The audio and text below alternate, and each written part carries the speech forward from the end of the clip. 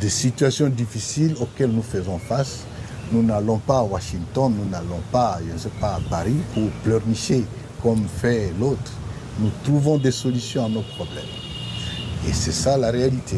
Il y a un scandale qui vient de se passer d'ailleurs à Kinshasa avec le propos de Nicolas Kazadi.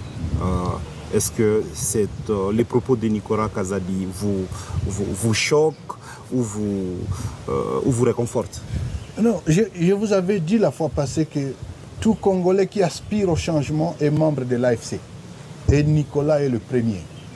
Nicolas Kazadi. Il est membre de l'AFC, plus ou moins, même s'il ne peut pas encore le faire physiquement, mais il le fait déjà en termes d'idéologie.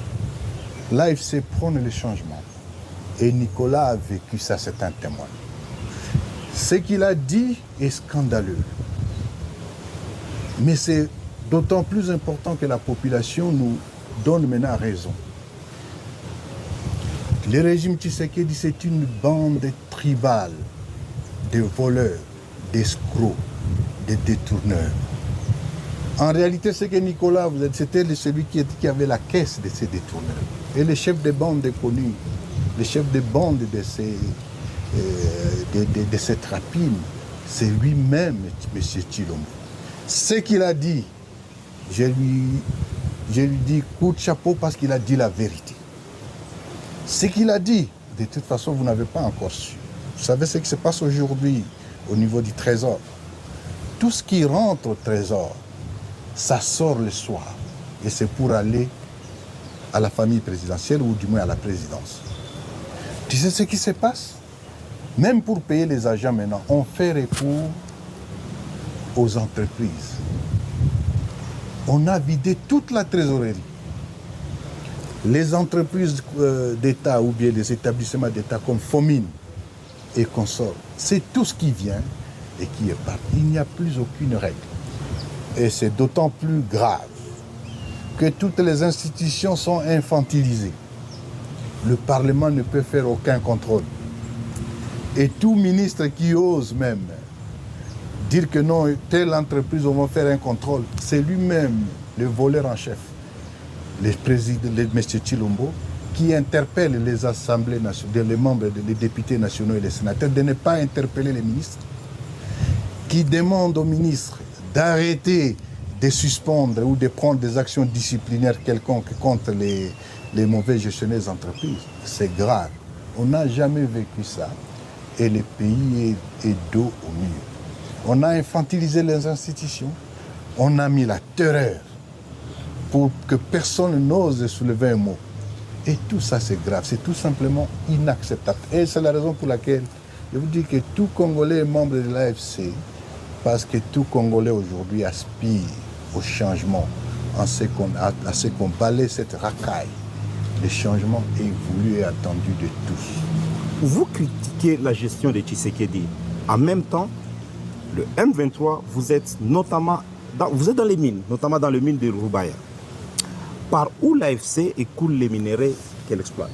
Non, corrige, rectifie d'abord. Comment je vais rectifier? Non, vous êtes dans les mines. L'Alliance Fleuve Congo ou les M23, nous ne sommes pas dans les mines. Mais vous contrôlez Roubaïa. Nous sommes en train d'administrer l'espace libéré. Quand on administre, on n'est pas dans les mines. Je ne suis pas minier. Je ne suis pas un homme d'affaires. Non. Quand vous parlez de Roubaïa, ce qu'il faut dire... Et comment sortent les minéraux de Roubaïa? J'arrive. Okay. Permets-moi de te répondre, M. Wembi. Nous sommes arrivés à Roubaïa il y a juste 11 mois. Et dès que nous sommes arrivés, avant même qu'on arrive à Roubaïa, nous avons pris une décision.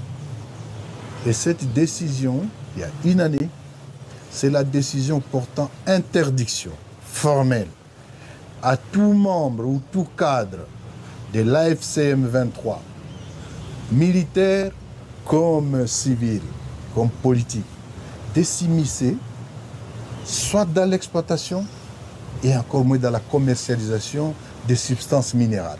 L'activité minière dans les territoires qui sont les nôtres, pour des contraintes que nous subissons, c'est une activité en berne. Et c'est l'activité pour laquelle nous devons mobiliser les opérateurs économiques. Quant à ce, Pourquoi c'est un Berne? La question bancaire est importante. Nous continuons, l'insécurité dans certaines zones d'exploitation est encore là et qu'on sort. Mais la question, posons-nous quand même la question. Avant que l'AFC M23 n'arrive à Roubaïa, avant ces minéraux, qui exploitait? Mais c'est la famille Tshisekedi qui exploitait ça. C'est la famille Tshisekedi qui a ravi cette mine à M. Mwanga Tchouchou. Où est-ce qu'ils exportaient? Ils exportaient toujours par le Rwanda. Ils exportaient toujours par l'Ouganda. Ils exportaient toujours par le Burundi. Aucune substance minérale ne part d'ici vers Kinshasa parce qu'il n'y a pas de route. Pourquoi vous ne posez jamais cette question et dites, mais comment vous le faisiez ça? Non, je vous confirme encore, l'Alliance Fleuve Congo M23 n'est pas dans les mines, n'est pas dans les business. Nous voulons le changement du pays pour la dignité du Congolais.